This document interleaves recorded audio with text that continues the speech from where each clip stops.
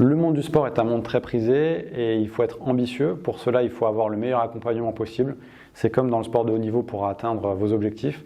Winsport permet justement cet accompagnement-là avec des intervenants professionnels qui savent de quoi ils parlent, de leur métier, de leur secteur et surtout d'avoir un accompagnement de qualité.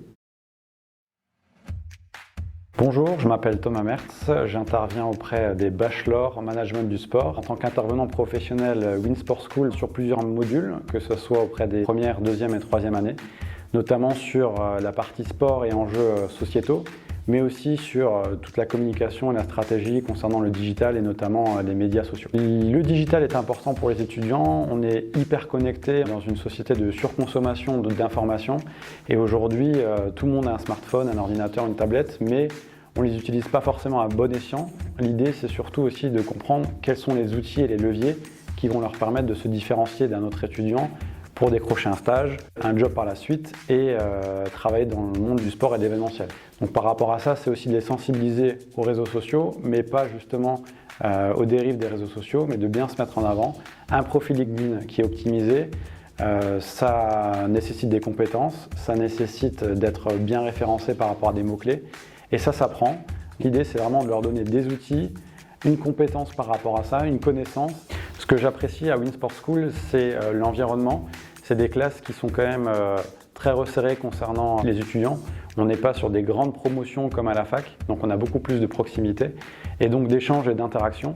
C'est ce que je privilégie en termes de valeur par rapport à l'éducation. J'étais sur les bancs d'école il n'y a pas si longtemps que ça, donc je sais pertinemment ce qui peut les intéresser, ce qui les intéresse moins, et on est dans un monde qui évolue tout le temps, notamment à l'ère du numérique, donc il faut beaucoup les mettre en TP, se mettre à leur place.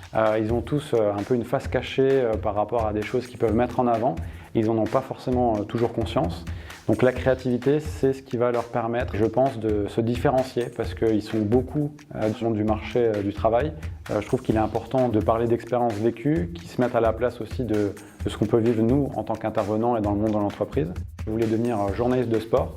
Puis je me suis orienté vers la communication sportive. Je suis titulaire d'un master en communication et management du sport et depuis j'exerce en tant que chargé de communication.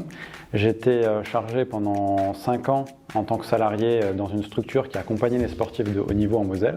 Depuis 2 ans, j'ai créé mon agence de communication digitale qui me permet d'être à la fois consultant pour des entreprises mais aussi des sportifs de haut niveau qui préparent notamment les Jeux Olympiques et Paralympiques Paris 2024, mais également de créer des podcasts, notamment des podcasts de marque pour des entreprises, car c'est un canal de communication qui est authentique, qui est proche de sa cible et qui se développe beaucoup. Sur la partie podcast, j'en ai créé et j'en développe 3 actuellement, 2 concernant le sport et 1 concernant le monde de l'entreprise.